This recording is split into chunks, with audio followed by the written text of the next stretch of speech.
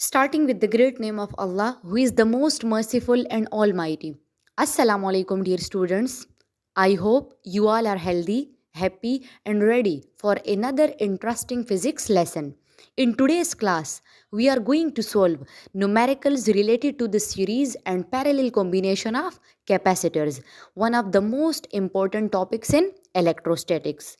Throughout this lesson, we will solve each numerical step by step, apply the correct formulas, and understand the concept behind every calculation. By the end of this session, you will be able to solve similar numericals with greater confidence and accuracy. So keep your notebook, calculator, and pen ready. And let's begin with today's first numerical.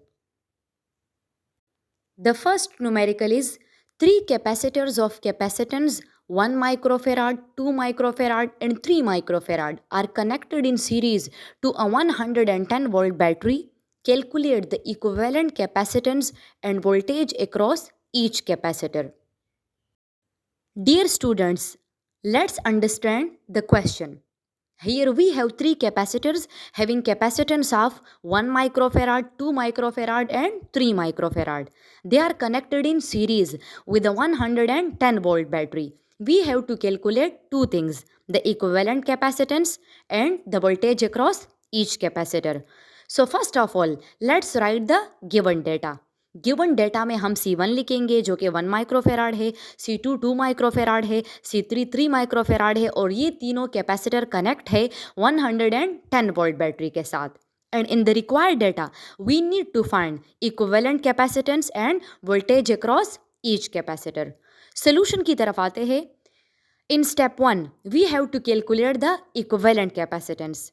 As you know that the capacitors are connected in series, so we will use the series combination formula जो कि equal है 1 over C equivalent is equal to 1 over C1 plus 1 over C2 plus 1 over C3. Now substitute the given values, that is C1 equal to 1, C2 is equal to 2 and C3 is equal to 3. Value put करने के बाद इनका LCM लो, multiply divide करो, so you will gate 0.545 microfarad. इसका मतलब क्या है कि इन तीनों कैपेसिटर का जो इक्विवेलेंट कैपेसिटेंस है वो है 0.545 माइक्रोफेराड. अच्छा स्टूडेंट, नेक्स्ट हमने क्या फाइंड करना है? नेक्स्ट हमने फाइंड करना है कि हर एक कैपेसिटर के अक्रॉस कितना वोल्टेज ड्रॉप आएगा.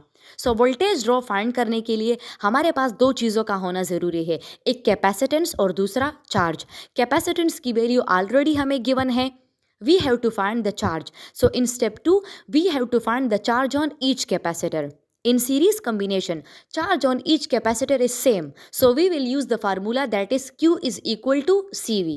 ये फार्मूला ऑलरेडी आप कैपेसिटर वाले टॉपिक में पढ़ चुके हो. आप C इक्विवेलेंट की वैल्यू लिखो, V की वैल्यू लिखो, दोनों को मल्टीप्लाई करो तो आपके पास क्या आएगा? आपके पास आएगा 59.95 जो राउंड ऑफ होके क्या बनेगा? 60 माइक्रोकूलम. इसका मतलब क्या है कि हर एक कैपेसिटर कितना चार्ज स्टोर करेगा? 60 माइक्रोकूलम. स्टेप 3 की तरफ आते हैं. In step 3 we have to find the voltage across each capacitor. सबसे पहले हम C1 के अक्रॉस वोल्टेज ड्रॉ फाइंड करेंगे, then C2 and C3. C1 के लिए हम वोल्टेज का फार्मूला लिखेंगे जिस तरह हमने कैपेसिटर वाले टॉपिक में पढ़ा है कि Q किसके बराबर है? Q is equal to CV. उसी फार्मूले को V के लिए अरेंज करो, so you will get V is equal to Q by C. अब ये फर्स्ट कैपेसिटर है तो हम V की जगह V1 लिखेंगे और C की जगह C1 लिखेंगे. Q की जगह 1 2 3 हम इसलिए नहीं लगा रहे क्योंकि चार्ज सब कैपेसिटर पे सेम है. तो हमारे पास फार्मूला क्या बनेगा? V1 is equal to Q by C1. आप Q की वैल्यू लिखो, C1 की वैल्यू लिखो, डिवाइड करो, so you will get V1 is equal to 60 volt. Same procedure आप C2 और C3 के लिए भी जो है वो रिपीट करो. So for C2 voltage drop will be equal to 30 volt and for C3 voltage drop will be equal to 20 volt. So dear students, यहाँ से आपको क्या पता चला? यहाँ से आपको ये पता चला कि सीरीज कॉम्बिनेशन में हर एक कैपेसिटर के ऊपर चार्ज सेम होता है लेकिन वोल्टेज क्या हो जाता है? वोल्टेज डिवाइड हो जाता है. Second numerical is two capacitors of capacitance 3 microfarad and 6 microfarad are connected in series to a 100 volt battery. Calculate the equivalent capacitance and voltage across each capacitor. अच्छा स्टूडेंट्स, इस question को अगर आप गौर से देखो तो ये बिल्कुल क्वेश्चन 1 की तरह है, लेकिन क्वेश्चन 1 में हमें 3 कैपेसिटर्स गिवन थे और यहाँ हमारे पास 2 कैपेसिटर्स है और ये दोनों कैपेसिटर्स भी सीरीज में कनेक्ट है।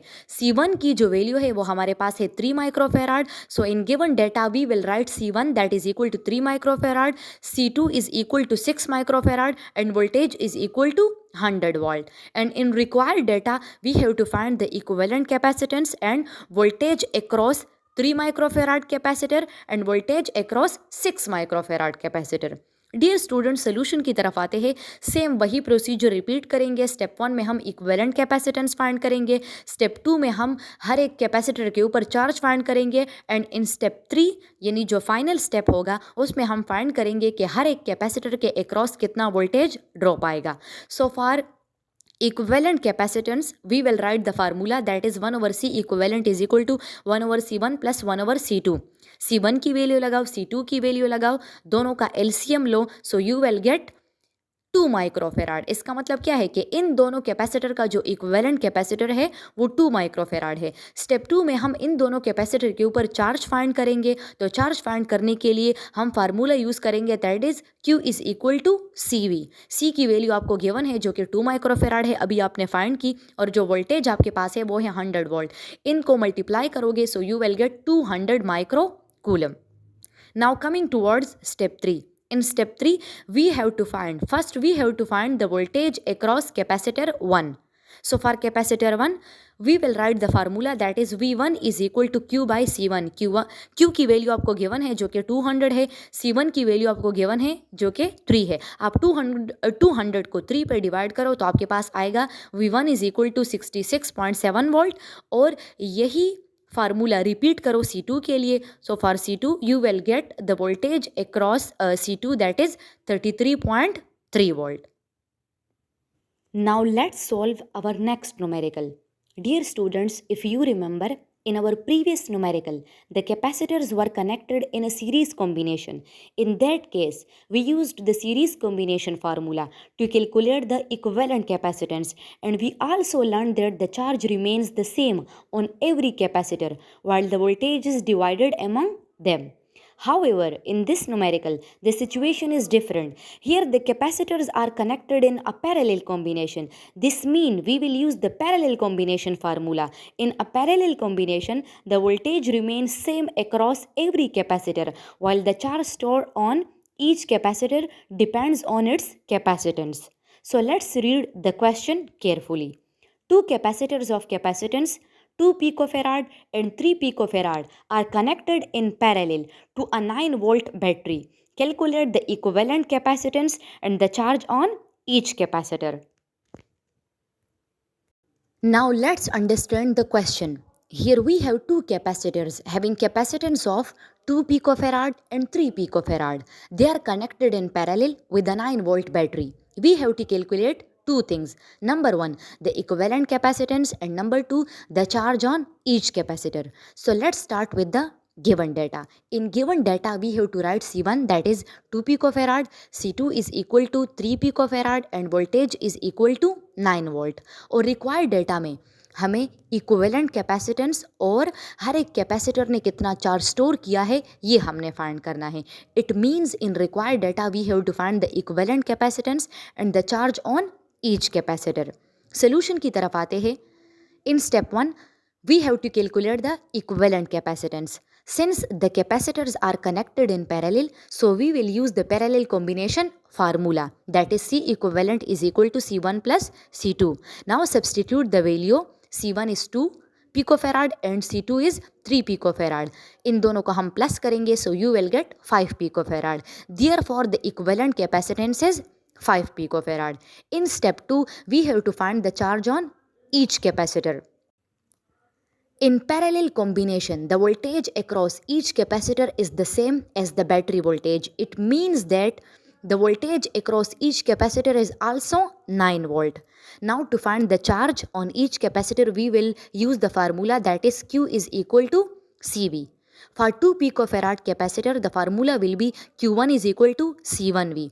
Here we have to put the value of C1 and V, that is 2 picofarad और जो V की वैल्यू है वो है 9 वोल्ट, दोनों को मल्टीप्लाई करो, so you will get 18 pico coulomb. इसका मतलब क्या है कि C1 ने कितना चार्ज स्टोर किया है, C1 ने जो चार्ज स्टोर किया है वो है 18 पिको कूलम। अच्छा स्टूडेंट, नेक्स्ट आपने फाइंड करना है कि जो कैपेसिटर C2 है ये कितना चार्ज स्टोर करेगा। तो सेम यही फार्मूला C2 के लिए भी लिखो। C2 की वैल्यू है 3 पिको फेराड और वोल्टेज आपके पास है 9 वोल्ट। इन दोनों को जब हम मल्टीप्लाई करेंगे so we will get 27 pico coulomb. इसका मतलब क्या है कि कैपेसिटर C2 ने कितना चार्ज स्टोर किया है, that is 27 pico coulomb. Dear students, this is your homework. I encourage all of you to solve this numerical independently without looking at any solution. Follow the same method that we practiced in today's class and make sure to show every calculation step clearly in your notebook. Dear students, that's all for today's lesson. Thank you. Allah Hafiz.